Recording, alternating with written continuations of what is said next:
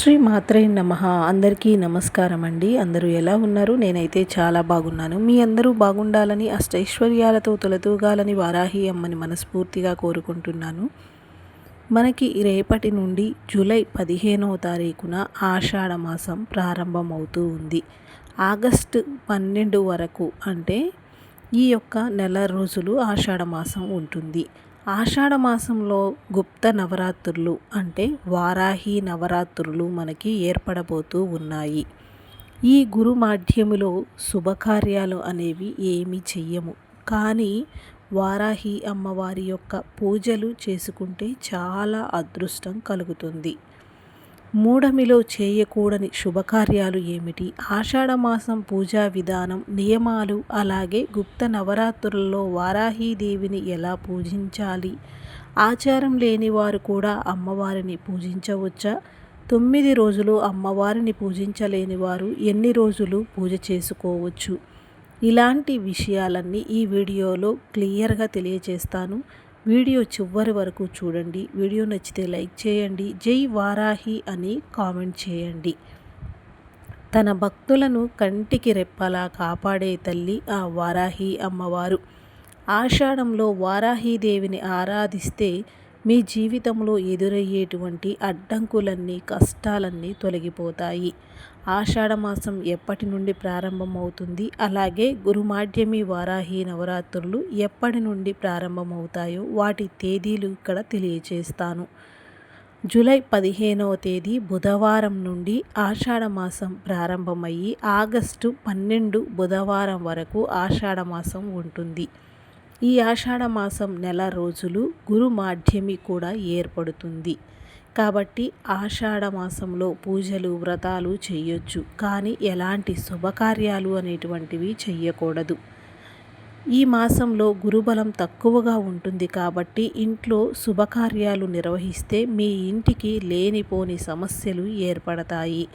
ఆషాఢమాసంలో గురు మాధ్యమి కారణంగా ఎలాంటి శుభకార్యాలు చేయకూడదో తెలియచేస్తాను. వివాహాలు జరిపించటం, శంకుస్థాపన పనులు, కొత్త గృహప్రవేశాలు చేయటం, అద్దె ఇల్లు మారటం, విగ్రహ ప్రతిష్టాపనలు, ఇలాంటివి, చిన్నపిల్లలు పుట్టు వెంట్రుకలు, లేదంటే కొత్త వాహనాలు కొనటం, ఇలాంటి శుభకార్యాలు ఈ నెలలో అస్సలు చేయకూడదు.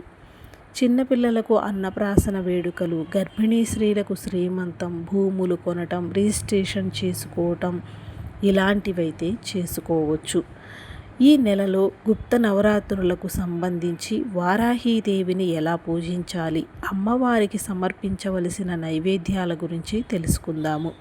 మనకి 15వ తారీఖు నుండి 23 వరకు మొత్తం 9 రోజులు ఈ గుప్త వారాహి నవరాత్రులు జరగబోతూ ఉన్నాయి.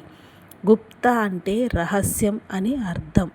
అంటే ఈ నవరాత్రులలో అమ్మవారిని రహస్యంగా నిష్ఠతో పూజిస్తే కోరిన కోరికలు నెరవేరుతాయని పండితులు వివరిస్తూ ఉన్నారు. ఎవరు అంటే సప్తమాతృకలలో ఒకరైనటువంటి ఈ అమ్మవారే వారాహి అమ్మవారు. లలితా సహస్రనామాల్లో అమ్మవారికి ప్రత్యేకమైనటువంటి ఒక శక్తి గుర్తింపే ఉన్నదన్నమాట. అయితే అమ్మవారిని నవరాత్రులలో నియమ నిష్టలతో పూజిస్తే కోరికలు నెరవేరుతాయి. అసలు వారాహీదేవి గురించి ఇంకా ఏమైనా తెలియాలి అనుకుంటే మన ప్రీవియస్ వీడియోల్లో చూడండి. లలితాదేవికి సైన్యాధిపతి వారాహీదేవి, అలాగే వరాహస్వామి స్త్రీ రూపమే వారాహీదేవి. వారాహి అమ్మవారికి చాలా శక్తి ఉంటుంది. కాబట్టి ఈ వారాహి గుప్త నవరాత్రులలో అంటే 15 నుండి 23 వరకు వరుసగా 9 రోజులు అమ్మవారిని భక్తితో పూజిస్తే భోగభాగ్యాలు వర్తిస్తాయి. సాధారణంగా ఉదయం పూట ఇంట్లో పూజలు, వ్రతాలు చేసుకుంటాము, కానీ వారాహీదేవి మంత్రం అమ్మవారి యొక్క పూజలు మాత్రం సాయంత్రం పూట పూజించాలి. ప్రతిరోజు సాయంత్రం 6 గంటల నుండి 9 గంటల మధ్యలో ఇంట్లో పూజ చేసుకోవాలి. ఇప్పటి వరకు ఆనవాయితీ లేని వారు కూడా అమ్మవారిని చక్కగా పూజించుకోవచ్చు. వారాహీదేవి చిత్రపటాన్ని మీ పూజా గదిలో పెట్టుకొని ప్రతిరోజు దీపారాధన చేయాలి. మొదటి రోజున అంటే జూలై 15వ తారీఖున ఏం చేయాలి? అనే విషయాన్ని మీకు తెలియజేస్తాను. అలాగే అమ్మవారి యొక్క మందిరంలో పెట్టుకున్న తరువాత విగ్రహాలు లాంటివైతే ప్రతిరోజు చేయాలి. అదే మన ఇంట్లో పటము లాంటివైతే నిత్య పూజ ఎలా చేసుకుంటామో అలాగే చేసుకోవాలి. చిన్న కలశాన్ని అంటే మొదటి రోజు అమ్మవారికి పూజ చేయదలుచుకున్నాము అనుకున్నప్పుడు చిన్న కలశాన్ని ఏర్పాటు చేసుకొని పూజ చేసుకోవాలి. 9 రాత్రులు పూర్తయిన తరువాత అమ్మవారి పీఠం కదిలించి ఉద్వాసన పలకాలి. అయితే జూలై 24 శుక్రవారం వచ్చింది కాబట్టి ఆ రోజున ఉద్వాసన పలకకూడదు. కాబట్టి ఎవరైనా 9 రోజులు అమ్మవారిని పూజిస్తారో అలాంటి వారు జూలై 25 శనివారం పూట అమ్మవారి పీఠం కదిలించి ఉద్వాసన పలకాలి. అయితే పూజలో కలశం పెట్టలేని వారు మీరు ఇంట్లో ఎలా అయితే పూజ చేసుకుంటారో అలాగే వారాహీదేవి ఫోటో ముందు నెయ్యి దీపం వెలిగించి దీపారాధన చేసుకోండి. ప్రతిరోజు సాయంత్రం పూట ఇల్లంతా శుభ్రం చేసుకొని అమ్మవారి పటం ముందు దీపం వెలిగించి నైవేద్యం పెడితే సరిపోతుంది. పూజ ప్రారంభించే ముందు మీ పేరు గోత్రం చెప్పుకొని మీ కోరిక నెరవేరాలి అని సంకల్పం చెప్పుకోవాలి. ఏ పూజ అయినా సరే మొదటిగా గణపతిని పూజించాలి. కాబట్టి ముందుగా గణపతికి నమస్కారం చేసుకుని వారాహీదేవిని పూజించాలి. వారాహీదేవికి ఎర్రటి మందార పువ్వులంటే మహాప్రీతి. కాబట్టి ఎర్రని పువ్వులతో మందార పువ్వులతో అమ్మవారిని పూజిస్తే శత్రువులపై విజయం లభిస్తుంది.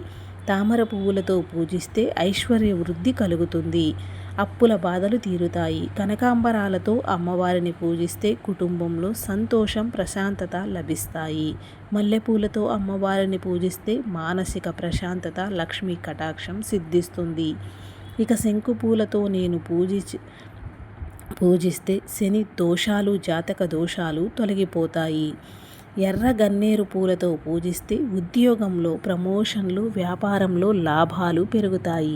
ఈ విధంగా వివిధ రకాల పూలతో వారాహీదేవిని పూజించుకోవచ్చు. అలాగే ఈ నవరాత్రులలో కందగడ్డ దీపం వెలిగిస్తే అమ్మవారి కరుణా కటాక్షాలు లభిస్తాయి.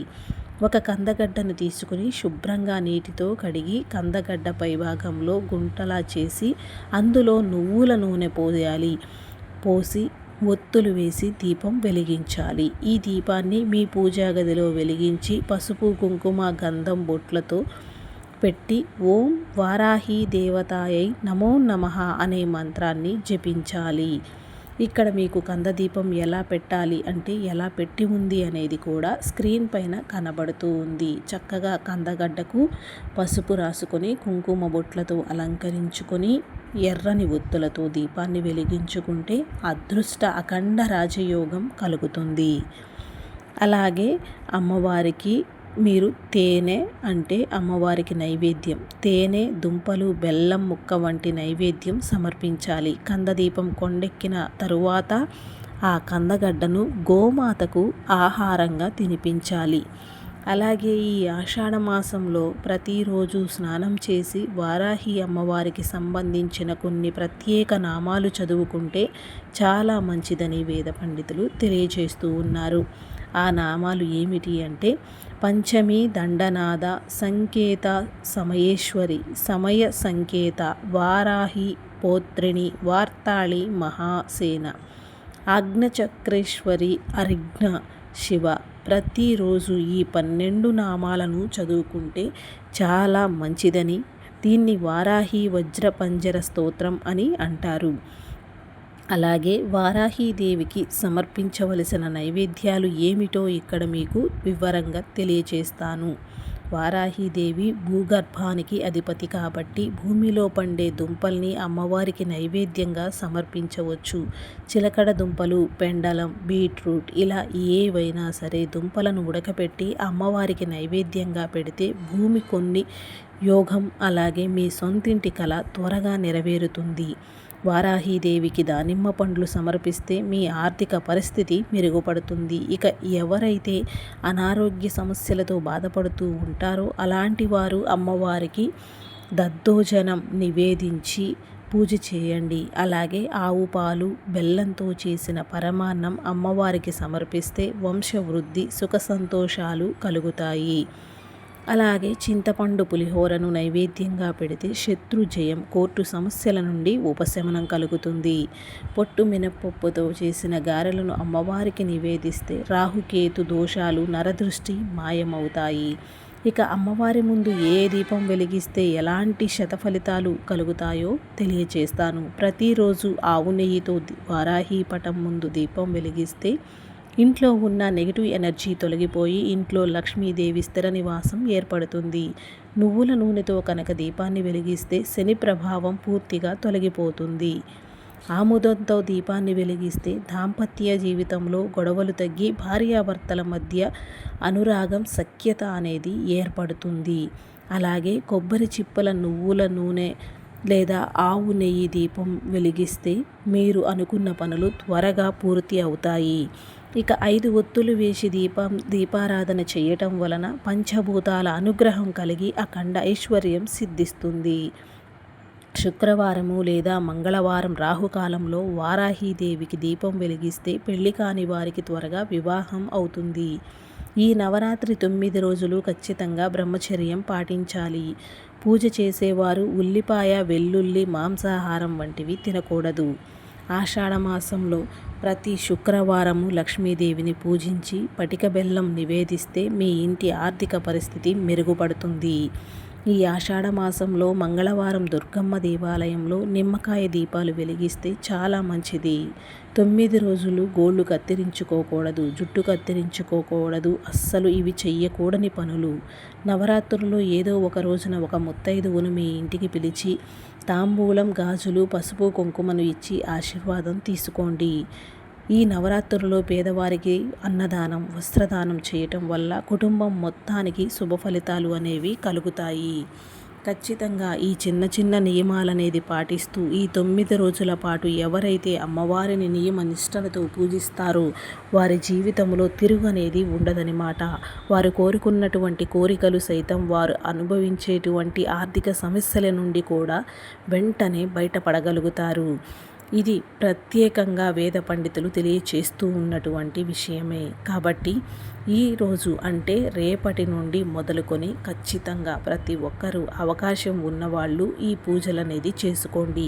ఒకవేళ అలా చేసుకోవటానికి కుదరని వారు హాస్టల్లో ఉద్యోగపరంగా ఉన్నవారు ఎవరైనా ఉంటే ప్రతిరోజు ఒక మంత్రాన్ని చదవచ్చు. ఆ మంత్రాలు ఏమిటి అనేది మన ఛానల్లో షార్ట్ వీడియోస్ ద్వారా అప్లోడ్ చేయడం జరుగుతుంది. ఒకవేళ ఎవరికైనా ఇంట్రెస్ట్ ఉన్నా, చేయాలి అని కోరిక ఉన్నట్లయితే కనుక మన ఛానల్లో షార్ట్ వీడియోస్ అనేది చూడండి, మీకు వివరంగా అర్థమవుతుంది. ఇంకేదైనా సందేహాలు ఉంటే కామెంట్లలో తెలియచేయండి, ప్రతి ఒక్కరికి సమాధానం ఇవ్వడం జరుగుతుంది. ఇప్పుడైతే ఈ వీడియో ఇంతటితో ముగిస్తున్నాను. వీడియో నచ్చితే లైక్ చేసి జై వారాహి అని కామెంట్ చేయండి.